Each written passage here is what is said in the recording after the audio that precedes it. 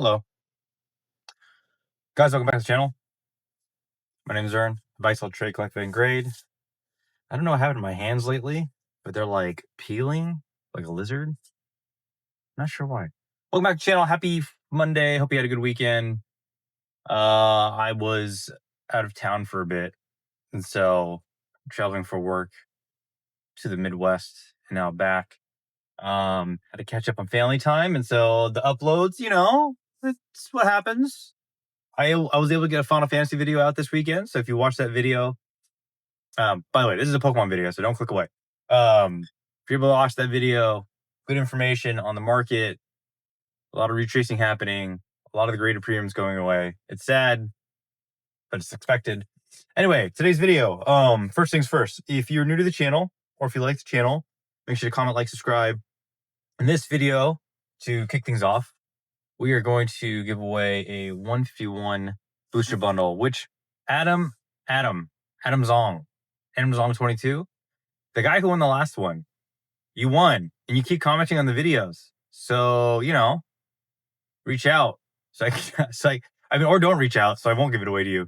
He was the previous winner. He still hasn't reached out. I've said two reminders. Maybe he doesn't want it. So all you got to do on this video is like and comment and subscribe. That's it. Genuine comment, genuine like, genuine subscription. And then you will enter. I will run this thing for the next week. So sometime next week, we will close it off. I will pull a winner. I'll record me pulling the winner. And then you will you will promptly message me if you want. If you want it. If you don't, that's fine too. Anyway, let's talk about a couple things in the hobby today. Today specifically, we're going to talk about the Team Rocket Ultra Premium Collection. Team Rocket's Moltres. I actually don't know what it's called. Team Rocket Ultra Premium Collection. Team Rocket's Moltres Ultra. The UPC that got announced. And a lot of groans, a lot of upset people. And rightfully so. Because if you are always willing to accept that they're going to make something bigger and better and greater, I hate to tell you this, but that's not really how the hobby's ever worked. And so, actually, let me take a step back. I like the box because it gets me access to the promo. And that promo I pulled before, and I've only opened up like 2 boxes of Dust and Rivals booster boxes. The one that I pulled looked like someone took a straight edge and just like took the top edge of the card and just sanded across it. Like the whole top side was just messed up. Not the whole top side, half of it. And so I was sad. I sold it off at near mint. It sold 100 whatever bucks. Never really got the card. And I'm not one to source modern cards because the print quality is very inconsistent these days. And so, whatever chance I can get to get access to more cards and more, stamped versions are great. Then I'm a happy camper. And, part of that's for me to add a couple to the collection in raw and in graded, but also part of it's for me to figure out how to make money. So I am happy with the UPC, and I think this is a great topic to talk about and kind of a thing to discuss, because I think a lot of people really do expect that everything that comes out needs to be the absolute best mega banger thing there is, and everyone's got to have it. And the market that we're in right now, it honestly is unsustainable. It is way too expensive. Oh yeah, people are making more money these days, and economy's better. That does not justify why these things are expensive, right? That should not justify why a booster box is going for 1.5 to, is Mega's probably going to hit like double MSRP if I had to guess, right? And so there comes a point in the hobby where things are just too expensive. It prices people out. It gets new people. It prevents new people from coming in. And I'm not saying the hobby's not growing. That's not what I'm saying at all. I'm just saying that the number of people who can participate over time, even though there's more money in the hobby, it naturally will go down because it's just too expensive. And I think, when I see stuff like that's being released, the reason why I'm excited is because it means there's more supply entering the market for things that people want and people need. And that to me is a good thing. The packs, I haven't really gone into too much, but I think there's some Dust and Rivals and then some other sets or whatever. That's good. And the other thing that tells us is they are willing to provide packs from previous sets into new releases. Awesome, great, love it, want it, more of that, because it probably means there's not going to be more booster boxes reprinted. And so this kind of comes full circle. If you are a collector, a dirty, filthy investor, or someone who just like wants to buy product, right? When these releases happen, you can learn a lot directionally, correlates. It's not cognitive, but like, hear me out. You can learn a lot about what are they trying to do, what is their strategy, what are they pushing to market. And I think in a world where everyone makes money and everyone has everything their heart can desire and everyone can buy it at MSRP or cheaper and everyone wins, sure, it would make sense if everything that was released was just like, A plus S tier, the best of the best, but it's just not how things work. And one I reference a guy that I watch a lot. His name's Collect Pokemon because he's very just like cut and dry on certain topics.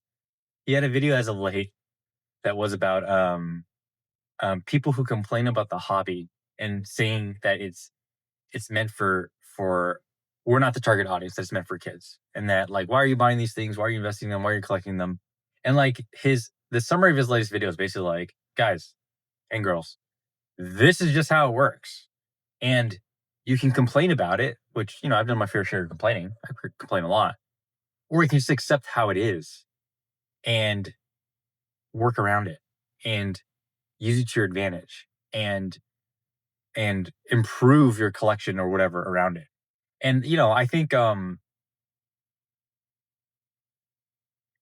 maybe I'm maybe I'm in the minority when I say that Moltres box is a great product. Thumbs down? Someone just slapped my face across the screen. It's a good product. You have 3 promos, 3 stamps. You have 12 packs, a bunch of packs.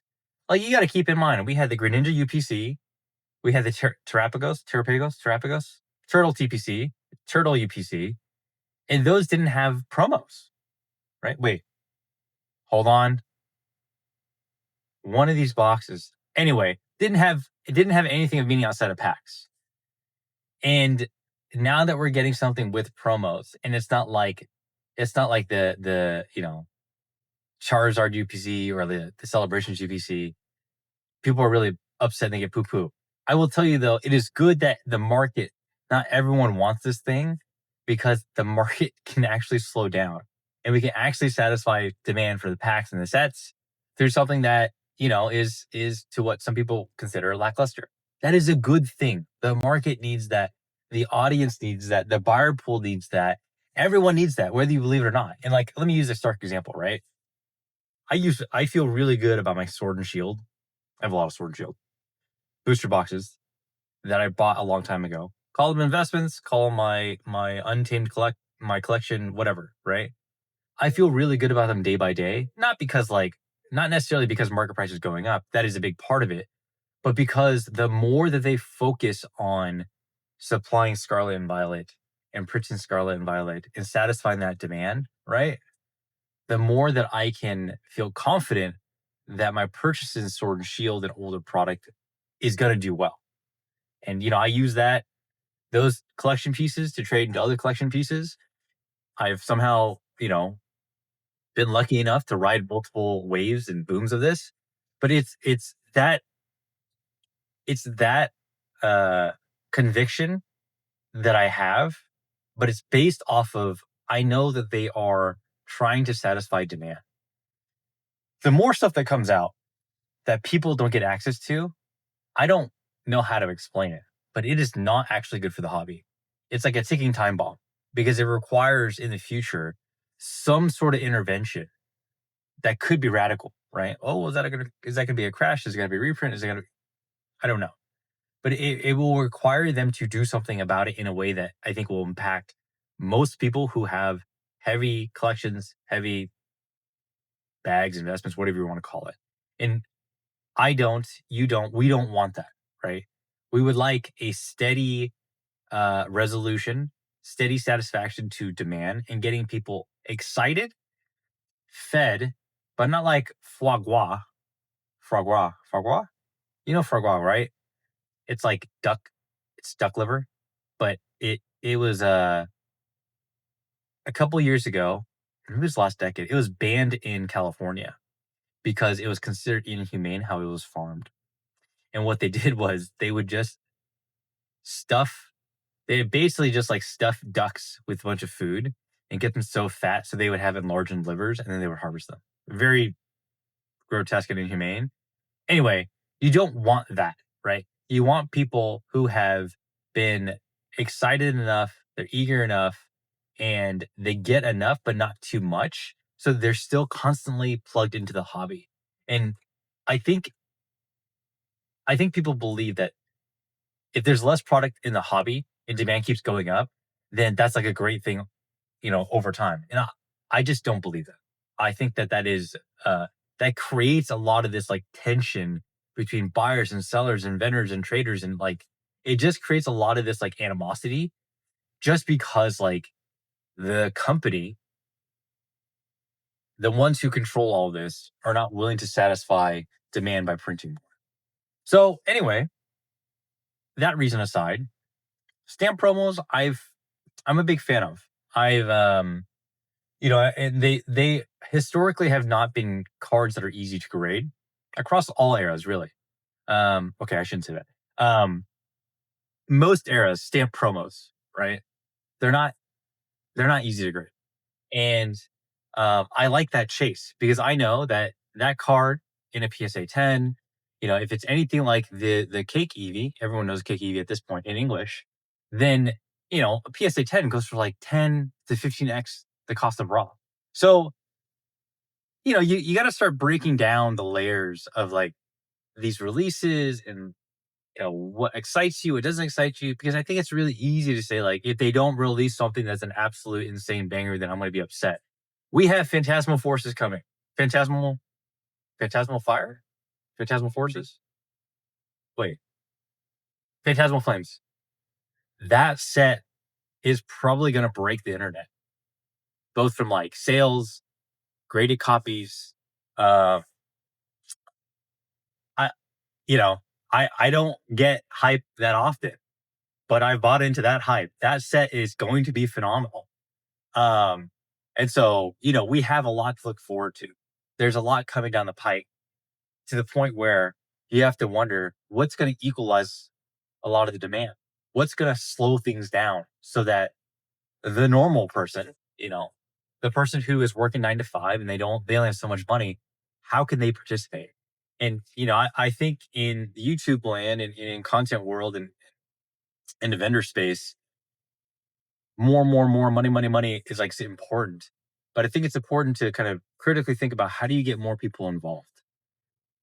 That's both from buying sealed, collecting, because that's important. That's what sustains the hobby long term. It's not, you know, the people who, admittedly, it's not the people who necessarily buy 4+ figure dollar cards. Like that is a subset of the hobby, but that's not the day to day person. That's the hyper engaged user, hyper engaged individual.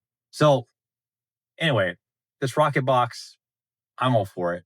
And, it would be fine, in my opinion, if the releases slow down a bit. Not in terms of cadence, but in terms of like, we don't need everything to be off the wall, insane, where people are scalping.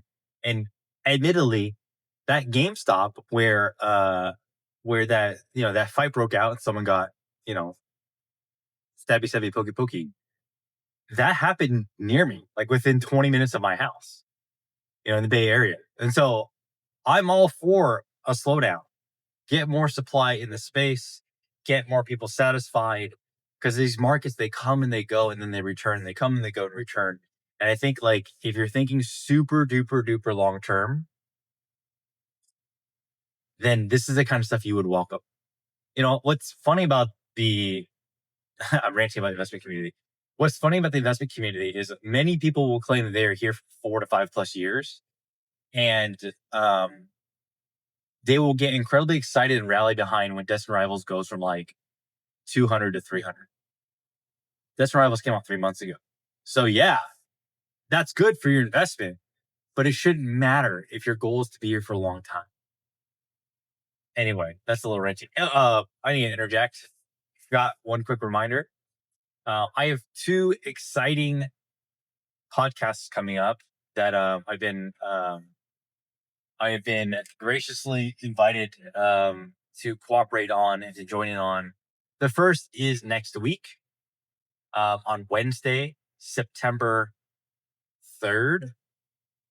September 3rd. It's going to be at 7 p.m. Pacific, and I will be joined with the one and only Ricky at oyamastrading, and then the man himself, Jar Chomp, who, if I could ask anyone to be my bodyguard at a vending show, it would be him. I'm going to be joining them in just talking about the hobby. Ricky and I have a pretty interesting history in that. When I was vending early last year, beginning of last year, that's how I met him.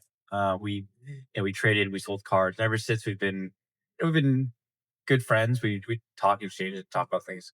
And so I'm really just happy to see the success that he's had and how big his channel's grown. And really, I think like if you can take anything away from his experience, I would say when you put in hard work and you think about quality and you think about really being thoughtful in things that you do, he is like the embodiment of that. As someone who went from no subscribers early last year to now, I don't know what has like 30,000. Uh, it aspirational, motivational for me, except I am kind of a lazy. So I'll be on that channel, and then Jar Chomp, like if I could ever go full time and I didn't have to think about family commitments, that is where I would want to be. Vending at every show, recording every show, meeting people, trading, buying, selling, all that stuff. I think like when I look at this space and people who make content and just genuineness, kind, um, treating people fairly, like he's the embodiment of that. So I'm I'm blessed. I'm fortunate that they had they would like me on that podcast. We're going to talk about a bunch of different things from, I imagine, vending, going full time, collecting, and I think I have pretty good experience across the board at this point. And as someone who's a little bit older, I think I could probably lend some advice or insight on some of the topics. Anyway, that's the first podcast next Wednesday, 7 p.m. I'm honored and thankful that we get to talk together. The following week on September the 14th, which is a Sunday, at I think 11 or 12 p.m., 11 a.m. or 12 p.m.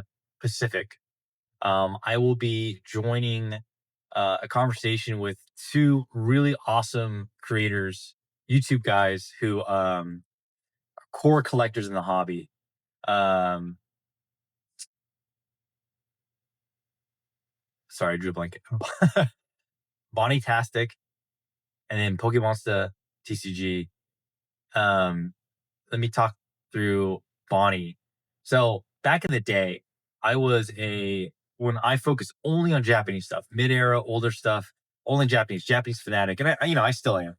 Um, I had heard about this guy on Instagram who has like the most insane mid-era collection of Sun and Moon and up to Sun and Moon boxes and cards and stuff. And I'm like, who's this guy, right? So I follow him, and I what I can appreciate about Bonnie, he is a 100% collector first, and then it's how do I collect for the long term, which in turn means like investing, right? But he is a Japanese purist through and through, and I'm sure we're going to show, some of the stuff that we have and some of the stuff that he buys. But if you're wondering where all the black and white, first ed and unlimited, Sun and Moon X and Y, all those kind of boxes are in Japanese, he probably has everything that you can imagine. And so I'm really excited to talk to him just about the Japanese market and to go through like, what it was like back in the day when he bought a lot of those sets. Cause I think he was a wee young lad when he started to collect this stuff. And through time he's kept a lot of this in storage and good condition. Anyway, I'm excited to talk to him, and he also has a YouTube channel which he started a bit ago. The other gentleman, Pokemonsta, I when I was looking at how to collect Japanese, and along the same time that I would watch a lot of Bonnie stuff on Instagram, I learned a lot about this guy's collection and his business through YouTube and through other means. And the interesting thing about him is he is trying to document being a vendor full time. So going from literally planning to being a vendor. And he also is a big Japanese fan. And I've learned a lot from him specifically because he shares insights around, you should recognize these patterns in the industry and what's going on with previous sets. And one interesting call out, and this relates back to Jarchomp. So Jarchomp posted when he first got the that Chinese Mew for the 151 promo in China, right? There's only like 151 copies right now, and he made a video about how he eventually figured out that it was a fake copy. Well, Pokemonsta made a video or made a Instagram post saying if anyone knows Jarchomp, please let him know that his card is probably a fake. And then he included like videos and pictures as to why. Um, you know, Obviously the message never connected. But I remember seeing his post and was like, if there's anyone I could trust to make that call for me, it would probably be him. And lo and behold, through the textures and the patterns and how the card looked a little bit different, he ended up being right. Anyway, that's just an example.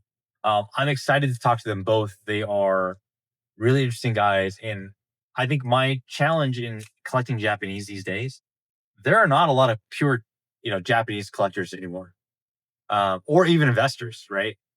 There aren't a lot of people who focus on older Japanese, Sun and Moon, X and Y, even Sword and Shield. Like it's not really talked about.